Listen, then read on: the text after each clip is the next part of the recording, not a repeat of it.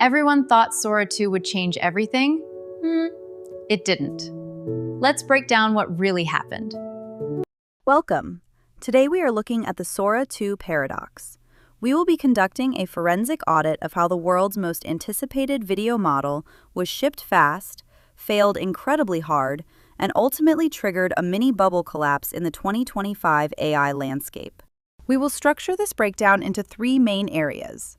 First, the macro view, exploring the reasoning race where AI models reached new heights but hid underlying fragilities beneath massive compute power. Second, the micro view, detailing the Sora 2 collapse, a model launched with strict enterprise promises that ultimately suffered from catastrophic safety bypasses and moderation failures. Finally, the fallout, looking at the market correction caused by sudden product shutdowns and the exit of billion-dollar partners. To understand the landscape, let's look at the 2025 baseline. In the reasoning race, the industry split. The closed leaders, like OpenAI and US Labs, maintained their capability lead, but at massive compute costs. Their strategy shifted toward inference time scaling and chain of thought, essentially pivoting to a think before you speak model. On the other side, we saw an open insurgency. Open weights models from China, such as DeepSeek V3/R1 and Qwen, surged rapidly. They managed to deliver near-parity reasoning capabilities at a fraction of the cost by utilizing branch and merge parallel reasoning. However, this intelligence was often an illusion. Looking at the fragility curve, we see that introducing simple, distracting adversarial triggers, like a basic fact such as cats sleep most of their lives, could cause a state-of-the-art model to suffer a total logic collapse. This fragility resulted in a 7 times error rate and exacted a heavy system toll. These adversarial triggers didn't just cause wrong answers. They forced the models to overthink corrupted parameters, wasting massive multi-gigawatt compute resources in the process. Against this backdrop, Sora 2 was released, anchored by the Azure promise. It was positioned as an API-ready tool for enterprise and creative professionals, specifically built to handle complex physics, realism, and commercial scale.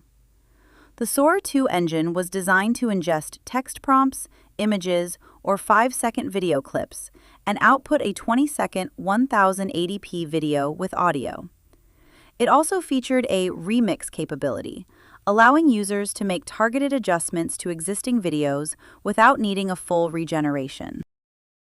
To ensure enterprise compliance, Azure documentation mandated built-in responsible AI, or RAI, protections natively across both the API and the application. These published guardrails functioned in 3 layers. Layer 1 was IP protection, meant to natively block copyrighted characters and music. Layer 2 was identity protection, preventing the generation of real people from image inputs.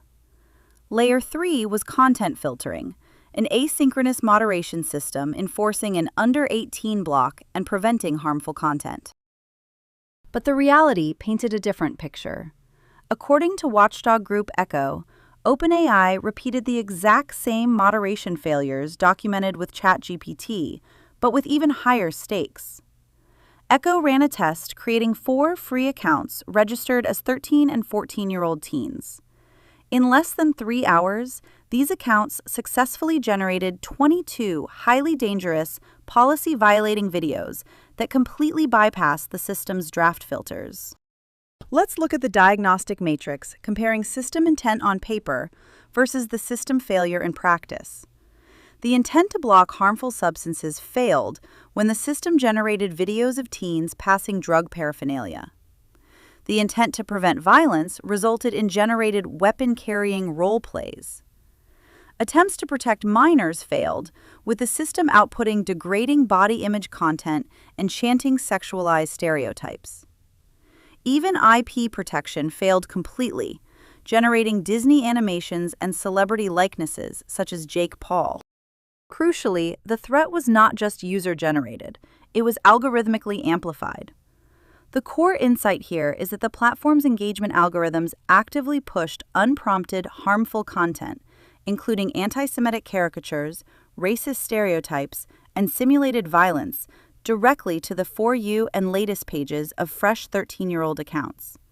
We must conclude that Sora 2 operated not just as an API, but as an engagement-driven social platform, which exponentially exacerbated the risks of its generated media. The root cause of this collapse can be traced back to what we call the profit pivot cycle.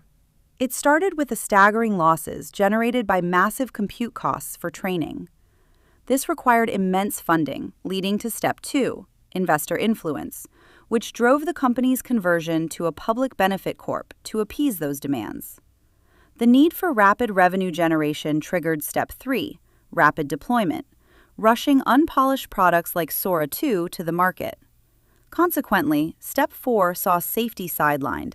Safety boards were bypassed and resources were scaled back, making system collapse inevitable. The tipping point for the market fallout was an IP breach. Because Sora 2 allowed the native generation of strict Disney IP via bypasses, most notably generating an animated trailer titled The Quiet Kid with a Talking Gun, the product suffered an enterprise exodus. The system's inability to natively protect intellectual property shattered its most vital corporate partnership, leading Disney to reportedly walk away from a $1 billion investment designed to bring iconic characters to the platform safely. This led directly to the termination sequence.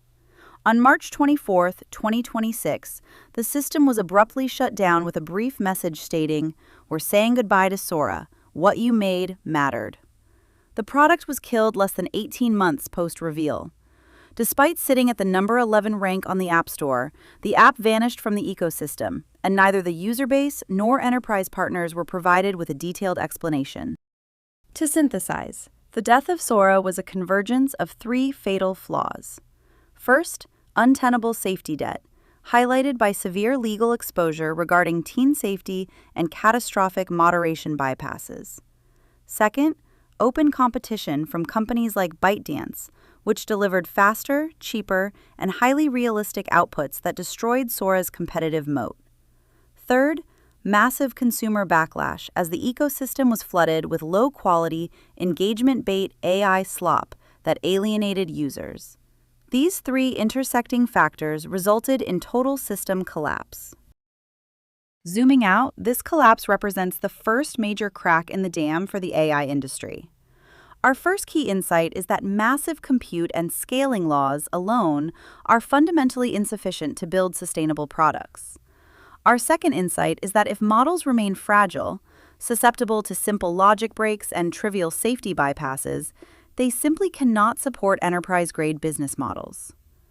The future of the next phase of AI does not belong to raw capability scaling, but to systems that successfully balance power with verifiable safety, robust IP protection, and cost efficiency. The telemetry logs and sources for this forensic audit include macro industry context from the Air Street Capital State of AI Report 2025. Bypass and corporate structure findings from Echo's OpenAI Sora 2 investigation. API and RAI documentation from Microsoft Learn/Azure. And product termination documentation from TechRadar. If you want real insights like this, like, subscribe, and stay ahead. See you next time.